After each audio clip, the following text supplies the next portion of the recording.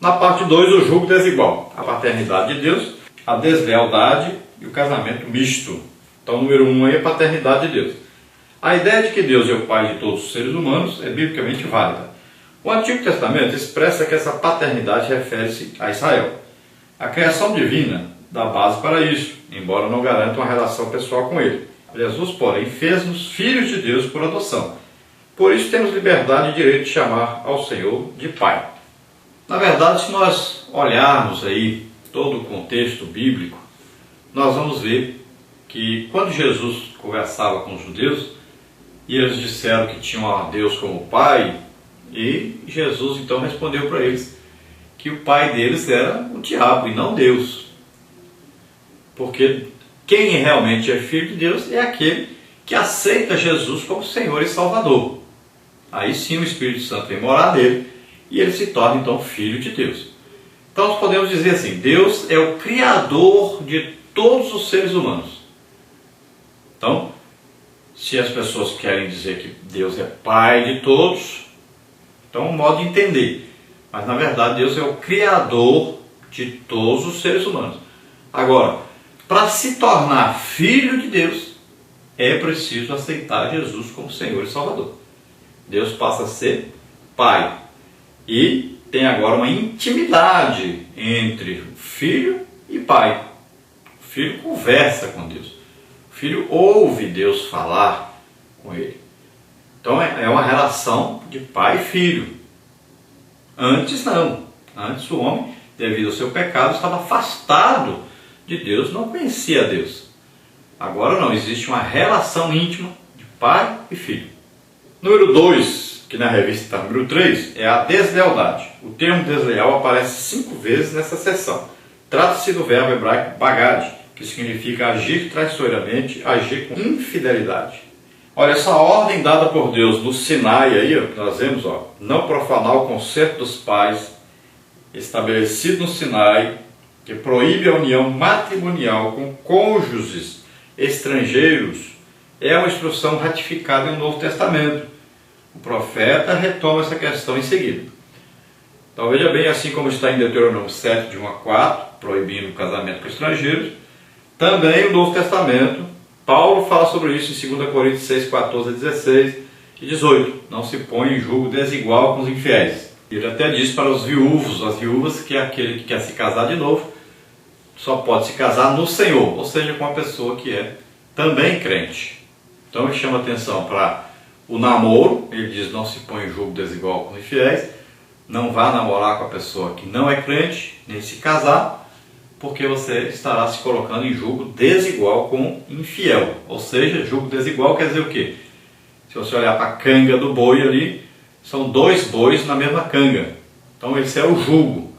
Está unindo 2 num lugar só, sob uma direção.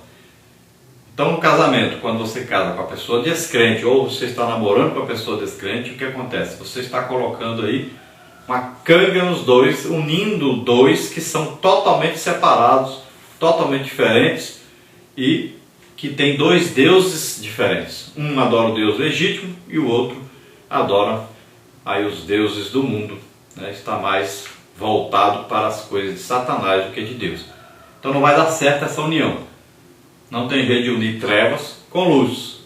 Então tanto é uma coisa exigida no Antigo Testamento, quanto também é exigida no Novo Testamento. Número 3, que na revista está número 4, o casamento misto. Então é a união matrimonial de um homem ou uma mulher com alguém descrente.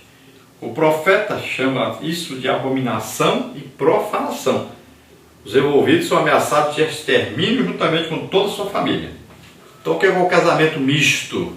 Então quer dizer, a união de um crente com um descrente, que na época lá era a união de um judeu com um não judeu. E o profeta diz que isso é abominação diante de Deus. E ameaçou até de morte quem fizesse isso, quem continuasse nessa situação. Então veja que a coisa é muito séria. Então a letra A aí diz abominação. O termo hebraico para abominação é toevá. E diz respeito a alguma coisa ou prática repulsiva, detestável e ofensiva. A Bíblia aplica-o à idolatria, ao sacrifício de crianças, às práticas homossexuais. como está em Deuteronômio 7, 25, 12, 31, Levítico 18, 22, 20, 13. Então trata-se de um termo muito forte, mas o profeta coloca todos esses pecados no mesmo patamar. Então veja bem, onde a própria Bíblia fala que a união entre um homem e outro homem é abominável diante de Deus, está falando também que a união de um crente com um descrente é abominável do mesmo jeito. O pecado é o mesmo diante de Deus. Veja que coisa séria isso. Então você deve atentar para isso. Depois fala aqui de profanação. Então profano é aquele que trata o sagrado como se fosse comum. Veja Levítico 10, 10, Hebreus 12, 16. Então a santidade do Senhor que Judá profanou. 2,11. Diz respeito ao segundo templo, pois em seguida o oráculo explica a qual ele ama. A violação do altar já fora denunciada antes. Veja capítulo 1, versículo 7 a 10. Mas aqui Malaquias considera o casamento misto como transgressão da lei de Moisés. Judá se casou com a filha de Deus estranho.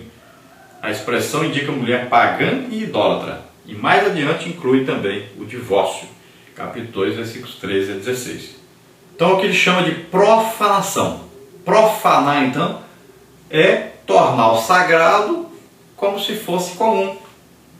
Tornar aquilo que é de Deus como se fosse de uso normal. É o que fez no Antigo Testamento o Uzá e o seu irmão Aiô. Acharam que conduzir a arca para Jerusalém poderia ser feito em cima de um carro de boi. De qualquer maneira. Por quê? Para eles, a arca ficou muito tempo na casa deles. Eles achavam que aquilo ali era um objeto normal, comum. Não consideravam aquilo sagrado. E Uzá morreu por causa disso. Então existem muitas pessoas que acham que as coisas de Deus são coisas normais, brincadeira. Pega aí um instrumento da igreja e começa a tocar a música do mundo. Pega aí caixa de som da igreja, microfone, e vão ir para a campanha política levando essas coisas. Pessoas que acham que a casa de Deus é como se fosse um clube. Estão aí comendo, colando chiclete nos bancos, estão brincando, conversando dentro da igreja o tempo todo, estão aí fazendo negócio dentro da igreja. Isso é profanação. E assim é encarado por Malaquias o casamento misto. Ele diz que eles estão profanando, ou seja, estão pegando a palavra de Deus e fazendo dela o que querem, o que desejam, torcendo a palavra de Deus, profanando as coisas santas, coisas imutáveis, coisas eternas. Tem muita gente fazendo isso hoje. Muitos líderes que estão dizendo que não tem problema não, pode fazer, pode casar de novo, não tem problema não, separa. Cuidado, cuidado com a profanação, cuidado. Deus é um Deus santo e Ele está escutando, Ele está te vendo. Parte 3 aí, Deus odeia o divórcio. Número 1, o relacionamento conjugal. Número 2, o compromisso do casamento. Número 3, a vontade de Deus. Número 1 aí, o relacionamento conjugal.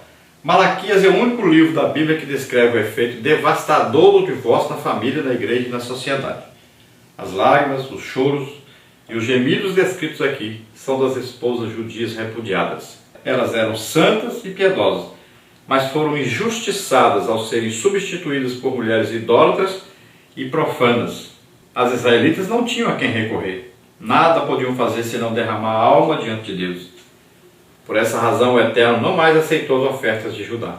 E isso vale para os nossos dias. Deus não ouve a oração daqueles que tratam injustamente o seu cônjuge. 1 de Pedro 3,7. O marido deve amar sua esposa como Cristo ama a igreja. Efésios 5, 25 a 29. Então o divórcio tem um efeito devastador na igreja, na sociedade, na família, por toda parte. Destrói totalmente a família. Faz com que aí seja uma coisa assim de inimizades terríveis dentro de toda a família, atingindo tudo à sua volta. Um divórcio torna a vida do homem quase que insuportável. De tantas brigas, discussões, brigas na justiça e pensão e não sei mais o que, filhos que não sabem com quem fica, vai para lá, vem para cá, destrói toda uma estrutura da família e a partir daí destrói também aqueles que estão perto, tanto na família como na sociedade, no trabalho, atinge a tudo. Aquelas mulheres sofriam terrivelmente, estavam chorando aos pés do Senhor o tempo todo, clamando. Então Deus envia o profeta para trazer sua mensagem. Eles deveriam imediatamente deixar suas mulheres. Foi o que aconteceu na época de Neemias. E ele diz que arrancou até os cabelos, que ele ficou tão indignado com a situação, que ele forçou, ele até fez coisas terríveis, usou até violência para poder separar novamente os judeus para suas esposas e mandar aquelas famílias ímpias embora, aquele resultado de pecado, mandar tudo embora. E tiveram que ir, as mulheres com os filhos foram embora. E os maridos tiveram que voltar para suas esposas legítimas e cuidar dos seus filhos. Porque senão a ira de Deus se abateria sobre eles e acabaria com eles.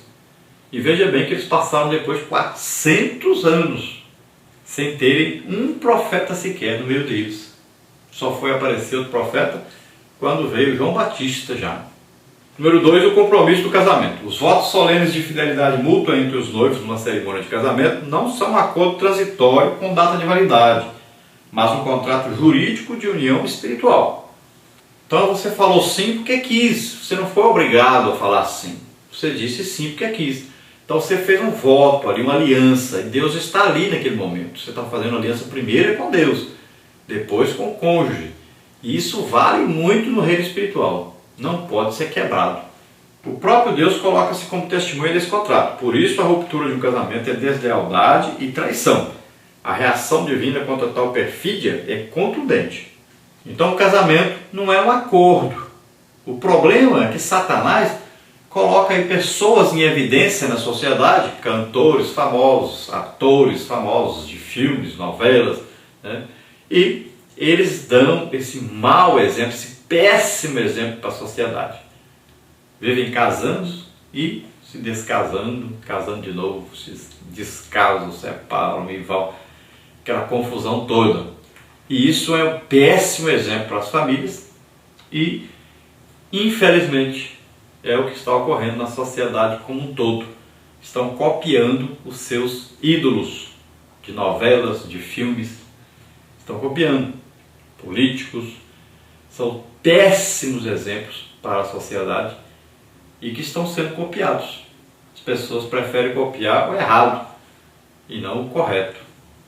Porque o errado dá dinheiro. As pessoas estão em evidência financeira e social. Então as pessoas querem e desejam no profundo do coração, querem porque querem evidência social e financeira e copiam esses ídolos que estão aí. Mas lembre-se que a reação de Deus a esses que vivem casando-se, separando-se e casando de novo, a reação de Deus é terrível. Cuidado, porque o juízo de Deus vem, ele não tardará. Número 3, a vontade de Deus. A construção gramatical hebraica do versículo 15 é difícil, mas muitos entendem o seu significado como defesa da monogamia. Deus criou apenas uma só mulher para Adão, tendo em vista a formação de uma descendência piedosa. A poligamia e o divórcio são obstáculos aos propósitos divinos. É uma desgraça para a família. Por isso o Altíssimo aborrece e odeia o divórcio. Ele ordena que ninguém seja desleal para com a mulher da sua mocidade. Então a Bíblia está dizendo, Deus odeia o divórcio. Se Deus odeia o divórcio, por que você quer divorciar-se?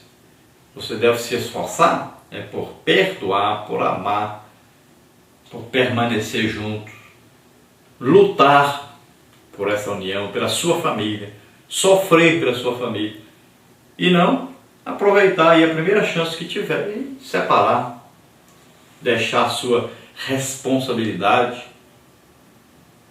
Então, é muito mais fácil ser irresponsável, é muito mais fácil você pensar em uma pessoa mais jovem, mais bonita, mas não sabe as consequências que o seu ato vai acarretar na sua vida futura.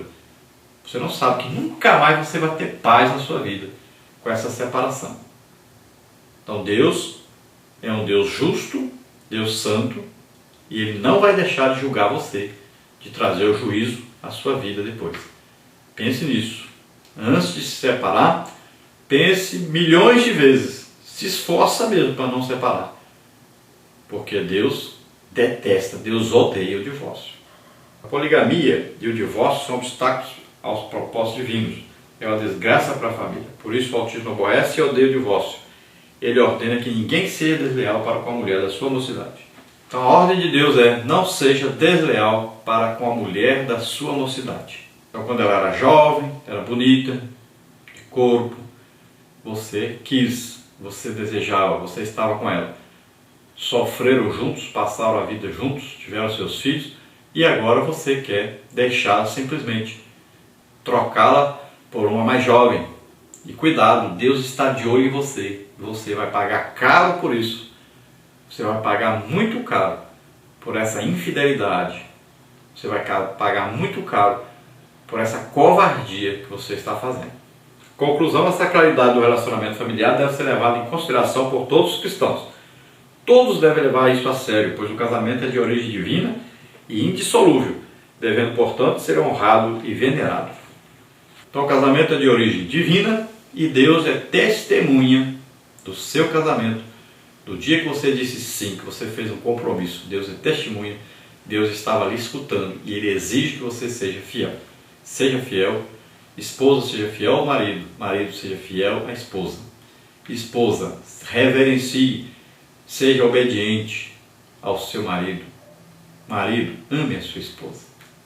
Agradecemos a Deus por esse trimestre que passamos, que estudamos a Palavra de Deus. Agradecemos a Deus por esse maravilhoso ano de 2012. E agradecemos a Deus por conhecer tantos irmãos. Estivemos aí em várias partes do país visitando os irmãos. E em todos os lugares houve manifestação poderosa de Deus. A presença de Deus estava aí conosco. Jesus batizando, curando, libertando, salvando. Jesus falando conosco. E o Espírito Santo distribuindo dons do Espírito Santo. Então tudo isso foi maravilhosíssimo e nós estamos muito agradecidos, primeiro a Deus, depois aos irmãos, e comunicamos aos irmãos. Você entra aí no nosso site, passa aí para nós um e-mail ou telefona, marque conosco que estaremos aí na sua igreja também nesse ano de 2013. É só convidar, nós não cobramos nada, ficamos aí na casa do pastor tranquilamente, nós não estamos atrás nem buscando riqueza, mas buscando a edificação do povo de Deus, o crescimento espiritual do povo de Deus. Que Deus abençoe a todos e vamos orar agora nesse momento. Se você está nessa situação de divórcio ou você está querendo se separar, volte atrás agora, ore o que Deus deseja para você, conserte a sua situação diante de Deus. Vamos orar. Pai querido, em nome de Jesus te pedimos, Senhor, por essas vidas. E aqueles que querem agora, Senhor, se arrependerem de seus pecados e aceitarem a Jesus como Senhor e Salvador, ó Pai, te pedimos agora, convence-os do pecado, da justiça e do juízo, escreve, Senhor, os seus nomes no livro da vida, abençoa poderosamente essas vidas. Ó Deus, olha as famílias, Senhor, o Brasil precisa da sua ajuda, Senhor, precisa que o Senhor influencie as famílias, os casais, os filhos, Senhor, precisa que o Senhor esteja no meio das famílias. Quantas famílias têm se separado, Senhor? Abençoa, Senhor, o casamento dessas vidas. Ó Deus, ajuda o seu povo, Senhor, a ministrar, a ensinar, a aconselhar, a estar, Senhor, dentro das casas, ajudando essas pessoas para não se separarem. Pai querido, ajuda o esposo a ter mais paciência, amor, a aguentarem mais, Senhor, a esperarem mais, a se esforçarem mais para não terminar esse casamento. Ajuda as esposas, Senhor, a serem submissas aos seus maridos, que elas tolerem mais, que elas aguentem mais, que elas sofram mais, que suportem mais, que possam, Senhor, preservar o casamento, a família.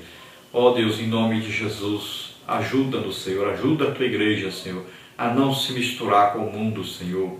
Ajuda, Senhor, as pessoas não desejarem se unir com pessoas pecaminosas, pessoas que não obedecem a Ti, que não temem a Ti. Em nome de Jesus, abençoa teu povo, Senhor. Em nome de Jesus, te agradecemos por esse trimestre e te pedimos, Senhor, neste ano que vem, abençoa cada um de nós, Senhor, e nos faz prosperar cada dia mais na comunhão com o Espírito Santo, no conhecimento, na tua sabedoria, Senhor. Ajuda-nos a crescermos cada dia mais, a Te conhecermos cada dia mais, a sermos mais íntimos de Ti a cada dia. Nós Te agradecemos em nome de Jesus. Amém. Glória a Deus.